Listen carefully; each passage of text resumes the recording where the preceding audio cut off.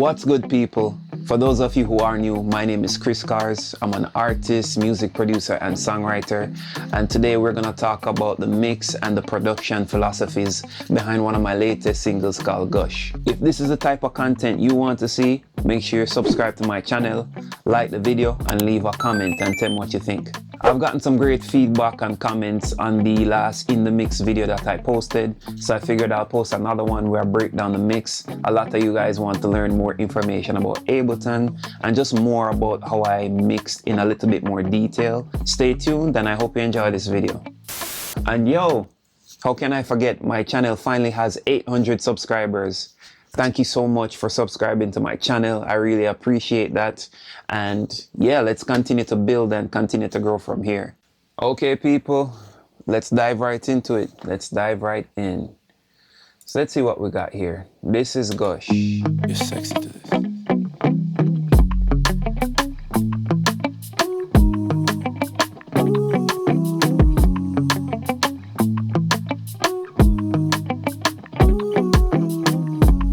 In the morning. I want to say that the guitar for this song, fire. I don't know if you saw, I did a little short video, you can probably see it in my shorts, where I did a quick kind of funny breakdown of the actual song and how it came together. But I really have to shout out Alex Coombs, who's the guitarist on this. He actually played my guitar and he was just playing around and I had to be like, yo, what's that? Play that again. And he just hit the loop and I'm like, yo. It was like a December or January, somewhere around there. I got a challenge from a young lady to make a song for her. So this is how the song was born. So the more you know. Let's take a listen to it. 5 o'clock in the morning.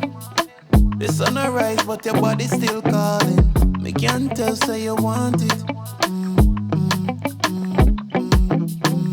This space is a safe one. Want me take out your every frustration. Rise to the occasion. Ooh, ooh, ooh, ooh. Want to hear your moon, want to see your loss. Yeah. Just the quick philosophy behind the songwriting and the technique. I intentionally wanted this song to be very sparse. I wanted the beat to be very stripped back. And I intentionally wanted it to feel like a loop. Most of the time when you're producing, you don't want your songs to sound too loopy. But in this case, I like the idea of a loop. That way I can use the melodies in the verse to actually drive the song instead of just being focused on the beat. So I was really intentional about the melodies that I use in this verse, and this is probably one of my favorite melodies that I've ever made for a verse before. So it's very intentionally sparse, even down to the lyrics. I probably said maybe less than 100 unique words in this whole song. So the lyrics are repetitive, but I wanted it to feel very smooth, very sexy, and I think I accomplished it. You know what I'm saying? So let's take a look at the vocals. Let's take a look at the vocals. This entire song was almost recorded in one take. It's almost a one-take song. I literally just recorded something on my voice note and then did this whole song in less than 30 minutes. Let me break down how the song is structured first, and then I'll talk a little bit about the mix after. So I did the first verse or so in like 20-30 minutes, and then I sent it out to my writing partner Lola, and she was like, yo, she went crazy, bro. She went crazy. And then she kind of helped me structure the song from there. So originally this song didn't even have like a hook. It was just like one straight verse, kind of like an interlude. It was like one 32-bar verse, you know? And then we ended up breaking it into parts. So we split the verse into two. And then, yeah, it became a two-verse song. And then we added the hook after. Like how you choose me, can we make a movie in the morning, call it Gush. Gush, gush. You are no fake, I make you ball for your maker. Me alone can make you gush, gush, gush. You me start shaking, now you make them faces. So me know that you gush, gush, gush. You just like music, and me love the acoustics every time that you gush, gush, gush, gush. So even in the portion of the song where the hook is, I barely added some new elements just to signal, okay, this is the reprise, this is the refrain, this is the where the song builds. You know what I mean? So I barely just added a little bit more guitar, and I added a bass so you can find the pocket. So everything was very intentional with this song to make it very light and sexy as possible. The melody for this hook now was actually conceptualized by Lola.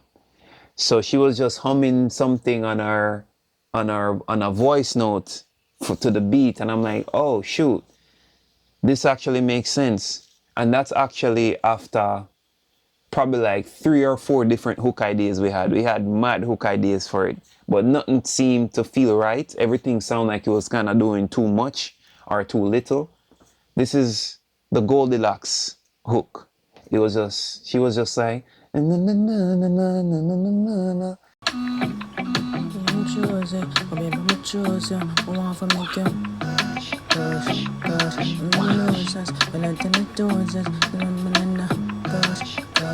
I write a lot using voice notes.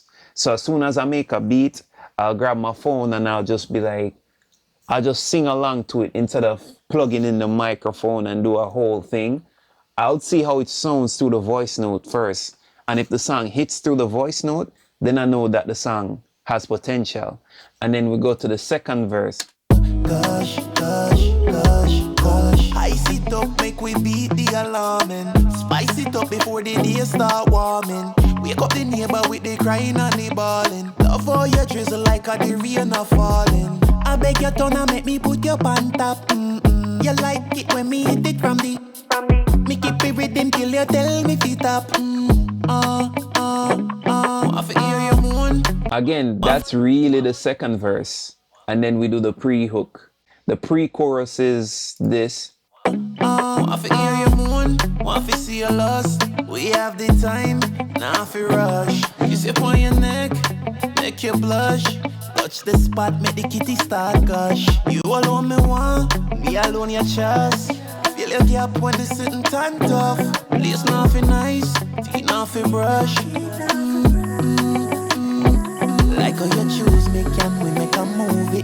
Now the pre-chorus part of the song is where an artist usually repeats right before each chorus each time. Because the idea is to get the listener to start to repeat it as well. I was listening to an interview with Neo's producer, Stargate. Basically, they were saying that if you find something good in a song, the number one rule is to repeat it. If you find something catchy or something melodic or something you think the audience is going to resonate with, repeat it, repeat it, repeat it. To the left, everything you own in a box to the left. Most people know that song as To the Left. When Neo wrote that song originally, he just included the To the Left just the first time. And the producer, using his producer brain, say, you know what? Repeat that a couple more times, because I think that's going to resonate with the audience. And lo and behold, I didn't even remember that the song was called Irreplaceable.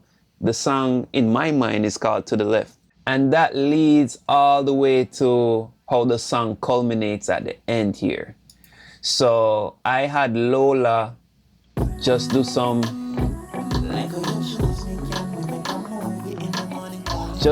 backgrounds to act like some strings, just to bolster the song a little bit more. Let the song lift and rise. You know you make them faces, so me know that you gush, gush, gush. You just like music, and me love the acoustics every time that you gush, gush, gush, gush. Just groovy.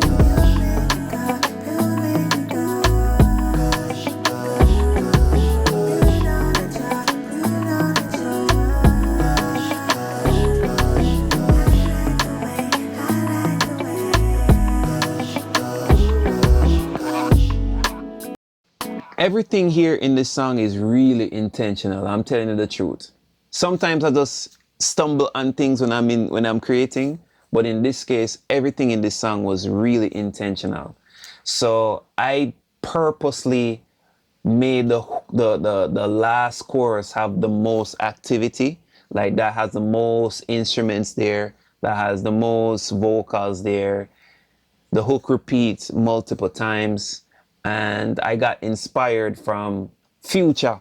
The Future had a song called Body Party, or it might be Ciara, where it was like ooh ooh ooh ooh ooh ooh ooh ooh ooh ooh ooh.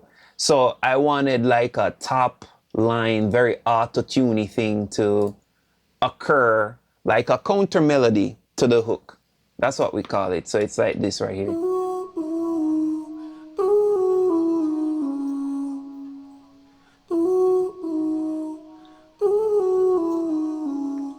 So something very simple on top just to drive the melody a little bit, like a counter melody, you feel me? So yeah, that's the song, man. The song is super simple. Even down to the instrumentation. Let's go down to the instruments and so I can show you how simple it is.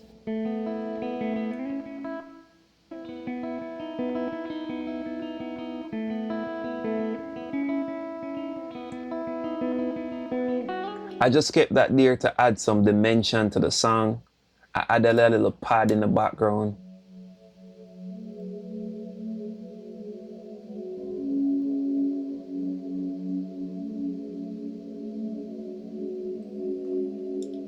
There are elements in the song that are meant to be heard, and there are also elements in the song that are meant to be felt. This pad right here falls under the category of an element that's meant to be felt.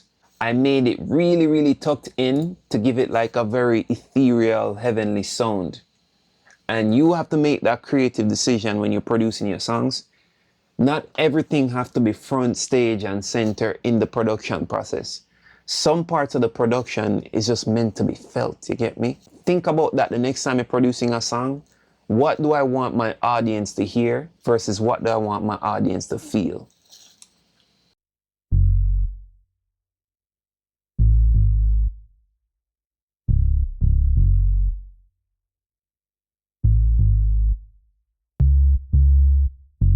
As simple as that bass line is, it took me a couple of tries before I get to a bass line that I'd like. It took me a while to get to a bass line because everything that I found, it was just doing a little bit too much and it was taking away from the simplicity that I liked about the song. And then we just add some very sparse drums, not even, we had the kick. Apart from the kick, snare, and the hi-hat, the only thing you might not see that's obviously there, I had this hook, this percussion loop that I filtered out.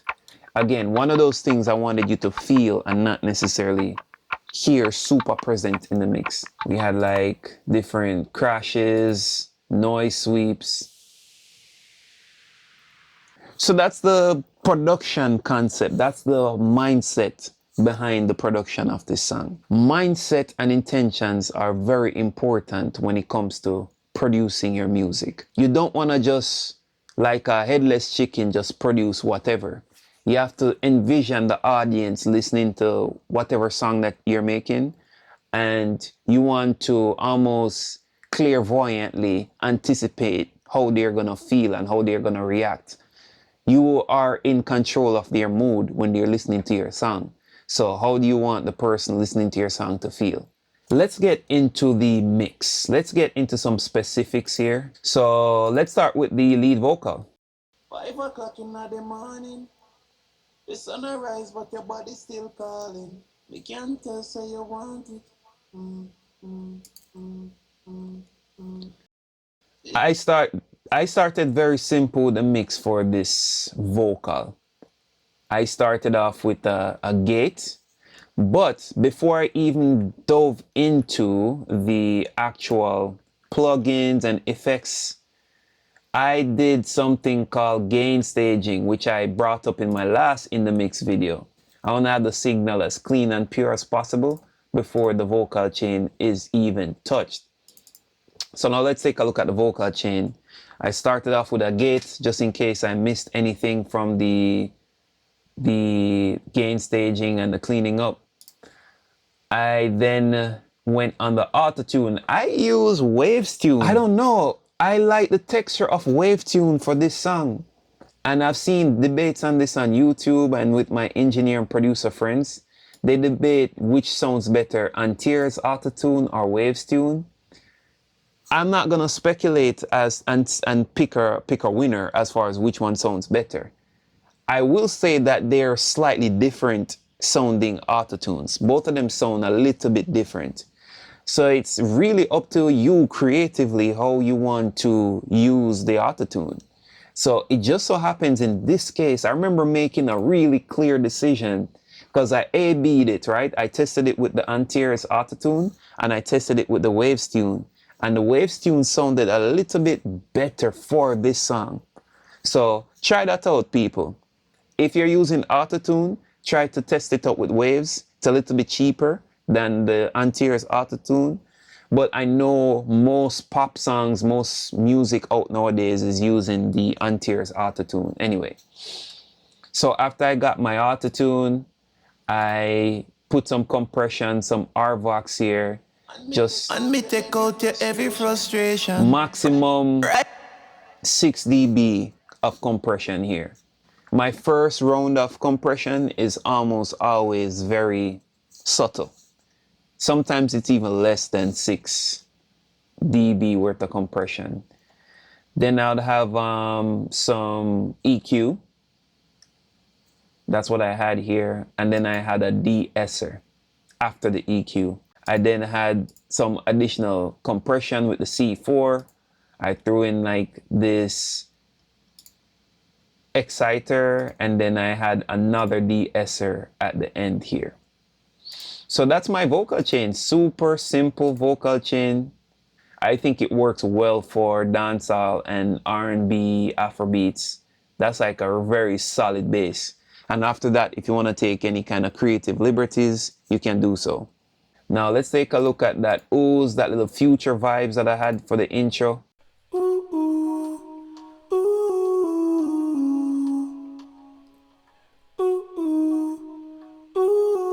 Honestly, I was trying to replicate the Future and Ciara Body Party song with this. I was literally trying to copy exactly what they were doing. So I used the Waves Tune. I used a little doubler here to get a little thickness. I used some API EQs. This is my favorite EQ to use. It's usually on every single one of my equalizers. I use RVox compressor. And yeah, that's what I did for that. I had the little background vocals for Gush. Gush, gush, gush, gush. The only thing I added here was some EQ, compression, and a little bit of stereo imagery to make it a little bit wider. I try to keep the mix as simple as possible because this is a song that I want to be super simple. Simplicity is key when it comes to mixing, especially if you're an artist and not necessarily a native audio engineer. You want to keep it as simple as possible so that everything is a little bit more streamlined.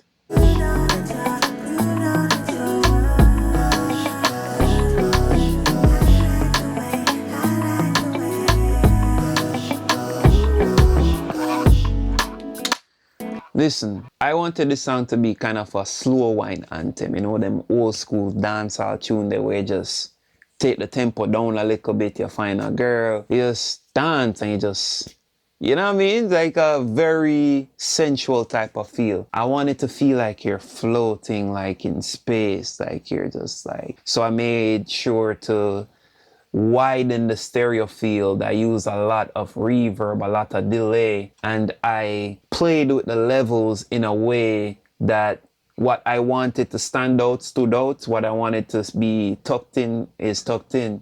So just to go in a little bit more on the drums and the vocal automation. So this is the automation for the drum.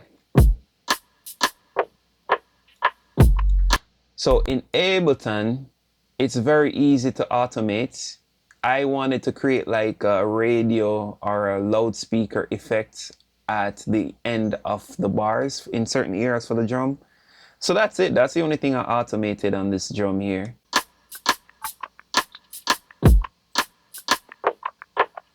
Yeah, just to add a little bit of diversity, a little bit of, you know, just to break up the monotony a little bit.